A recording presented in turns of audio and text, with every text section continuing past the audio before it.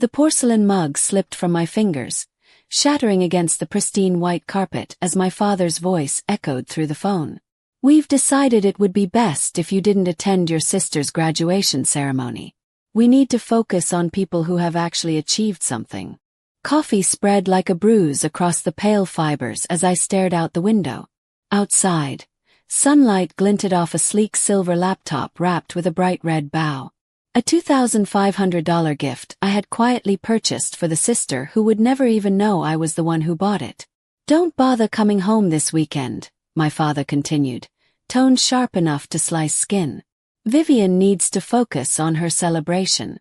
Your presence would only remind everyone of, well, your shortcomings." The call ended before I could even inhale. The silence afterwards was louder than the insult. "My name is Aria Ward. I'm 30 years old and the founder and CEO of a medical nutrition company that's changing how patients recover. This is the story of how I rebuilt my life after being erased by the very people who were supposed to love me." Maybe I should have seen this coming. My entire childhood had been a clear hierarchy.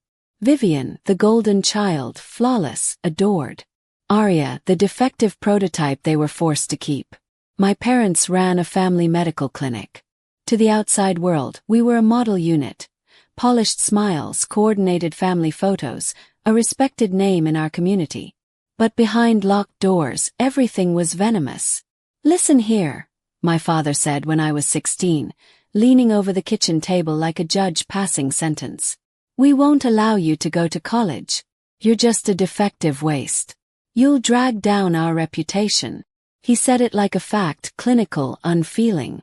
My mother nodded, arms crossed with disdain. "You're too stupid anyway. After high school you'll start working and give us your paycheck.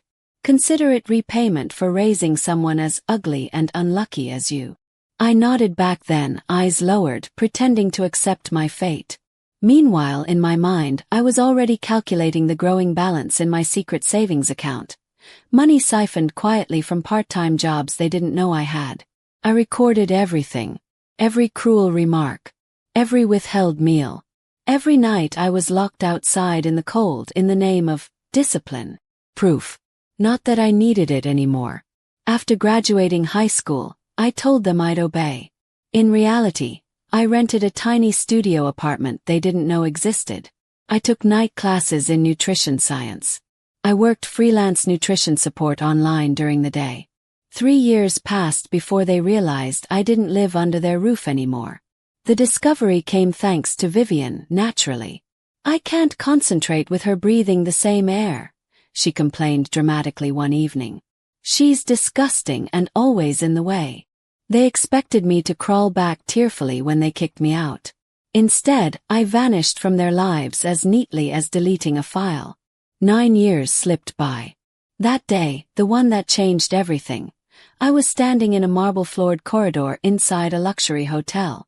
Vivian's wedding venue. I only attended because my great-aunt Claudia, the one person in the family who had ever shown me kindness, secretly forwarded me the invitation. She said I deserved closure. Maybe she was right. I had just stepped out of the elegant restroom when I heard snide voices behind me. "Oh look! Isn't that the defective one? What on earth is she doing here? Did security let anyone inside these days?" I quickened my pace, not even turning around. "Hey! Stop, you useless thing. I know you heard me." A manicured hand grabbed my arm, yanking me to a halt. I turned and met the perfectly powdered face of a woman in designer chiffon struggling with her own balance. She let go and staggered back as if I had shoved her violently. "See? She's violent, like an animal," another voice chimed in. Two familiar faces. Too familiar. I kept my expression polite. Neutral. "Excuse me. Do we know each other?" Vivian's sculpted eyebrows shot up. "What? Are you pretending you don't remember me now? How arrogant could you be?" She pointed to herself like royalty announcing her presence. "I'm Vivian, your sister. The one worth remembering." Then she gestured to the other woman. "And this is our mother. Don't tell me you've forgotten your own parent as well." I tilted my head, as if searching my memory. Him. It's possible someone with those names was close to me once. But I don't know you. Her face twisted in rage. Before she could explode further, rapid footsteps echoed down the corridor. Two men rushed toward us. What's going on? We heard shouting. One of them spoke urgently. Viv, are you done with preparations? Why are you still in your regular clothes? You need to get changed now. Guests are arriving. Dad, Ethan, Vivian interrupted, pointing at me like she'd spotted a rat. Throw her out. She seriously crashed our wedding. Two reactions unfolded simultaneously. Her father, my father, instantly scowled, eyes brimming with disgust. But Ethan, Vivian's fiancé, froze like he'd seen a ghost. Color drained from his face. Why is she here? My father muttered. I thought we got rid of her for good. My mother sniffed sharply. This is humiliating. Call security. Immediately. Ethan, however, stood rooted in confusion and recognition. None of them noticed the small smile tugging at the corner of my lips. They had no idea who I had become. Arya, there you are. A familiar voice cut through the tension. My husband, Sterling Hale, strode up to us. Polished suit, calm presence, eyes that softened only when they landed on me. He slipped an arm around my waist like I belonged nowhere else. The hall fell eerily silent. Vivian, staring at Sterling like he was a prize in a glass case, snapped her head back to glare at me. My parents exchanged confused, panicked looks. Ethan's jaw tightened. Sterling glanced around, assessing the hostility. Is there a problem here? Vivian pointed again, voice shrill. Yes, there is. This intruder is trying to ruin my wedding. She's not a guest, she's nothing. A disgrace we threw out years ago. My parents nodded vigorously. She's our eldest daughter, my mother said, the words dripping shame. But she's no one important. Don't worry, we'll remove her. Sterling's brows rose slightly. Family, he repeated, voice deceptively mild. Then he turned to me, expression tightening with quiet anger. These people are your parents. I shook my head before they could claim the title. No, they may share my blood, but they were never family. I spoke evenly, emotionless, years of wounds wrapped in armor. Real curiosity flickered in the guests gathering around us. Conversations died. Eyes widened. Family doesn't starve their child, I continued, meeting my mother's gaze. Family doesn't force her to sleep outside barefoot in winter, or rip up her textbooks because they want the other daughter to shine. My father snarled, lies. All lies. But his voice shook, fear creeping in. Sterling stepped forward, protecting me with his presence. No, truth. His voice rang through the corridor. I've seen the documentation. Photos. The recordings. Arya showed me everything years ago. Gasps rippled through the surrounding crowd. And those neighbors. I added, my tone bright as sugar. They stopped bringing their children to your clinic once they saw how you treated me. But you haven't realized why business is failing, have you? My father flinched. My parents looked like reptiles exposed to sunlight, shriveling, desperate. Ethan was staring at Vivian like he didn't recognize her. Enough, my mother snapped. We never denied her food. You denied me dignity, I said simply. Vivian stomped forward, pointing at me inches from my face. This is your fault. You abandoned your family. You were supposed to work and serve us forever. How strange, Sterling said, dry amusement in his voice. In my world, children are raised to live happy lives, not to become unpaid servants. Vivian's cheeks flushed crimson, her pride crumbling. Then Sterling dropped the first bomb. For your information, my wife is not some failure. She graduated with honors. She built a company our hospital relies on. She is a respected leader in her field. The guest's eyes switched instantly, admiration replacing doubt. Hospital, Ethan echoed, stunned. Your wife. Sterling nodded. I am Dr. Sterling Hale. My family runs Hale Memorial Hospital. Vivian's face went slack. You married a Hale. My father blinked rapidly, sweat pooling at his temples. But she only graduated high school. I went to university, I said flatly. I paid for it myself because you refused to support me. And I built something better than you ever expected. Vivian shook her head in denial, voice trembling. No. This isn't real. You're supposed to be miserable. You're supposed to be nothing. I was the one destined for success. Her screams cracked at the edges of hysteria. Aside. Speaking of success. Isn't it true you dropped out of medical school? Everything froze. The air itself seemed to vanish. Vivian's knees wobbled. Ethan stared at her like she'd lied about her very existence. You told me you graduated top of your class, Ethan whispered, horror growing. You told my parents you were qualified to work at the clinic. Vivian's lips trembled. It's complicated. Complicated, Sterling repeated. Or entirely fabricated. Vivian lunged toward Ethan, grabbing his suit sleeve. Please. You know I love you.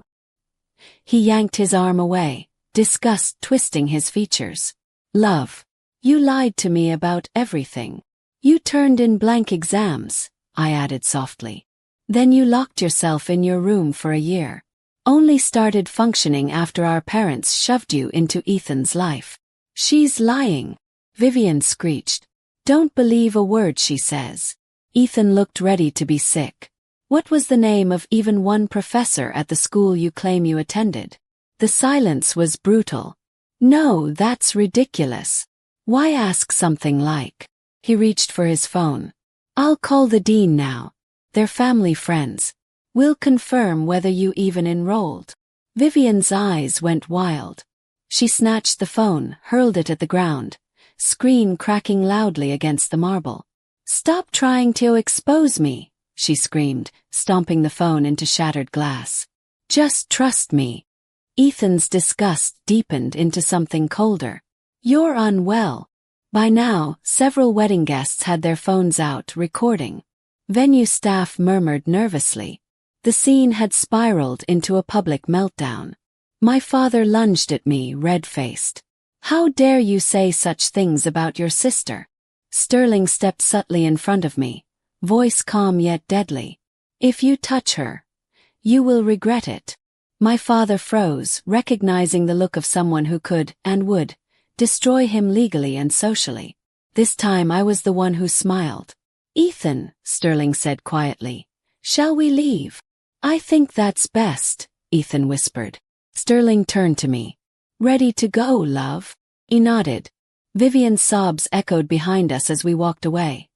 Her crown crumbling, her lies exposed, her perfect life unraveling. Just before the elevator doors closed, I looked back. I'm done with revenge, I said. Living well is enough. Then the doors slid shut, silencing the past. 6 months later, life felt like sunlight after years in a cellar. I was at my office, reviewing new clinical study data, when my assistant knocked gently on the door. Ms. Ward, she said, Director Ethan Hale contacted us. He's asking if you'd be willing to provide a character reference. There are legal issues. I set my pen down and leaned back. What kind of legal issues? She glanced at her tablet. He is under investigation for diagnosis exaggerations, insurance fraud. A lawsuit is underway. She hesitated. He named you as a potential supporter. I let out a breath. Neither relief nor satisfaction. Just distance. No, I replied calmly. I don't want to be involved. Not now. Not ever. She nodded with understanding. Yes, Ms. Ward. After she left, I stared out the window at the city skyline. The clinic once owned by my parents had nearly gone bankrupt after former patients complained about malpractice. Once prestigious, now a cracked sign and ghosted appointment books. My parents had shown up at Hale Memorial Hospital last month, demanding to see me. They screamed about obligation and duty, insisting that since I'd married into wealth, I must support them. Sterling's father, our hospital's chairman, personally escorted them out, expression colder than the lobby marble. "We protect our own here," he'd said. "And Arya is ours." That was the last time they tried to contact me. As for Vivian, her marriage had collapsed within 3 months. Ethan filed for divorce the moment the fraud case threatened his license, a license he only retained because Hale Memorial's attorneys intervened on behalf of the innocent patients. Vivian, still in denial, ran headlong into another scandal, an affair with a married surgeon. When exposed, she blamed everyone except herself. My parents turned on her viciously. The daughter they once worshipped was now their shame, a mirror of how they once labeled me. I heard whispers recently. Vivian working part-time in a dingy supply store. My father selling used medical equipment online. My mother begging distant cousins for help. And I felt nothing. No joy. No spite. Just closure. They no longer lived in my world. "Mommy!" A small whirlwind barreled into my lap, chubby arms flinging around my neck. My son Julian, 4 years old and bursting with energy, smelled faintly of crayons and strawberries. I wrapped him in a tight hug. "Hey, my little rocket. Did you have fun with Daddy?" He nodded enthusiastically. "We got balloons." Then he paused, squinting at me. "You're not sad today?" That simple question punched harder than any insult I'd endured. "I'm happy," I assured him, brushing his hair aside. "I get to celebrate you today." Julian grinned and wriggled away, running toward the kitchen where laughter and voices echoed. Sterling's mother, Grace Hale, was arranging cupcakes on a tiered stand while humming. Sterling's father, Robert, was hanging a banner that read "Happy Birthday" in shimmering letters. "My precious grandson deserves the world," Grace said, doting as always. No matter how many years passed, I would never take her love for granted. Sterling slipped beside me, sliding an arm around my shoulder. "Everything okay, love?" He nodded. "Just thinking." He kissed my temple gently. "About them?" "No," I said truthfully. "About how grateful I am that I found you." He smiled softly. "We found each other." Julian squealed with delight as Robert lifted him high into the air like an airplane. Grace clapped her hands in celebration of every giggle that spilled out of him. Warmth filled the room like sunlight through open windows. This messy, joyful, ordinary moment was something my childhood never gave me. Sterling knelt down next to Julian. "What wish are you going to make when you blow out your candles?" Julian pressed a finger to his chin as if in deep thought. "I wish Mommy always smiles," he declared proudly. My heart melted. My eyes stung. Sterling looked at me, voice soft. "That one's already coming true." As the candles were lit and everyone gathered close, I felt something I once believed was impossible, the complete absence of fear. Burnt bridges no longer smoldered in the back of my mind. The shadows from my old life couldn't reach through the brightness here. The world I built didn't include abuse. It didn't include cruelty. It didn't include them. I made my own family. One where love wasn't conditional. Where achievements weren't currency. Where protection was given freely, not demanded. As Julian leaned forward and blew out the candles, cheers filled our home, our safe haven. Sterling wrapped his arms around me from behind, whispering into my ear. "You're not alone anymore, Arya. You'll never be alone again." A tear finally slipped free, not from sadness but peace. The greatest revenge wasn't exposing them, wasn't destroying their reputation, wasn't watching their downfall unfold piece by piece. The greatest revenge was simple. I lived, thrived. I protected what they could never take. My heart. My family isn't who I come from. My family is who I choose. And I choose love. Always.